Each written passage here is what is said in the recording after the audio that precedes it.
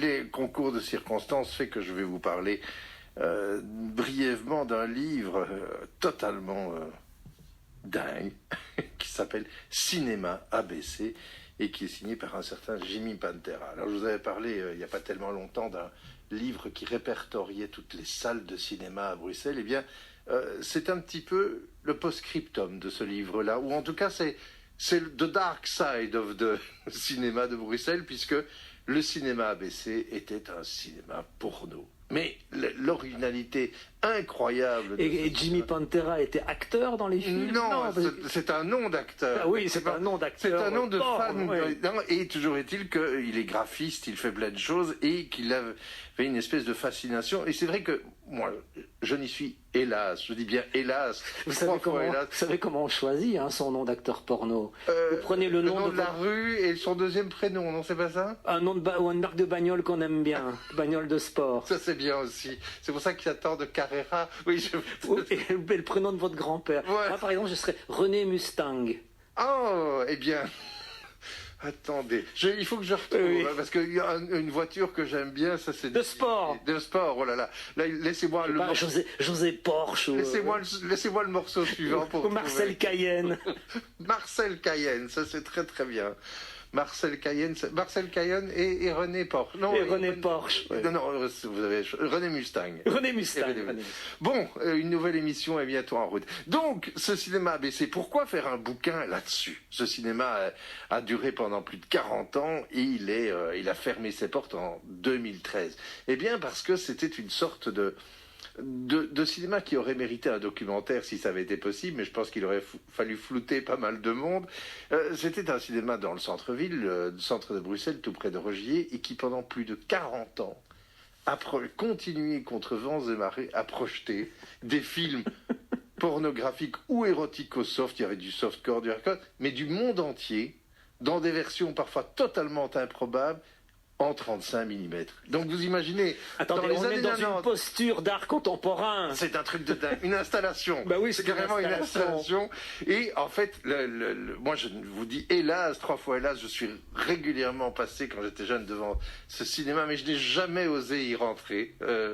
Trop prude, trop pudibond que j'étais. Mais en lisant le bouquin, où il y a des témoignages de spectateurs, de stripteaseuses, parce que entre deux films il y avait des intermèdes live. Et il y a par exemple un témoignage de J.J. Marsh, qui est un Anglais, ça ne s'invente pas, il est le fondateur de l'Erotic Film Society à Londres. Donc ceux qui veulent défendre le film érotique et pornographique comme un genre, si pas mineur, mais en tout cas déconsidéré. Et il a évidemment connu, presque par hasard, mais connu l'ABC, et il raconte avec une dignité toute britannique, il dit voilà. Pour revenir sur le fait que les films étaient inexorablement projetés en continu à l'ABC, il faut dire que ce n'est pas tout à fait exact. Alors qu'il n'existait pas d'intervalle entre deux films et qu'aucune heure de début n'était prédéfinie, le personnel du cinéma se montrait par contre incroyablement strict sur un aspect précis de l'horaire. Toutes les heures se déroulait une performance de striptease en direct. Peu importe la scène du film qui était projetée à ce moment-là, le projecteur s'éteignait sans aucune exception. Tandis que le projectionniste avait arrêté le film, il y avait souvent un petit délai avant que la danseuse ne monte sur la scène. Le public restait alors assis dans le noir. Même si je m'étais habitué à ces interruptions, j'avais l'impression d'être plongé dans les limbes. Je me demandais si le film continuerait, si le monde extérieur n'avait pas disparu. Dès lors, nous allions tous passer l'éternité. L'homme à côté de moi, à l'épaule droite en mouvement perpétuel, le spectateur au casque audio, le cultivateur nu et son comparse.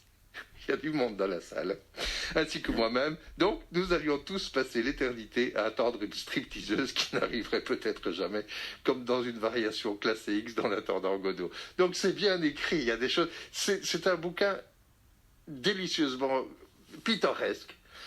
Parce que il faut dire que le cinéma a disparu, mais que l'équipe du cinéma Nova a récupéré toutes les archives de ce cinéma fondé par un mystérieux George Scott, pas l'acteur de Patton, c'était monsieur George Scott, qui était très bien habillé et qui sélectionnait lui-même naturellement les stripteaseuses.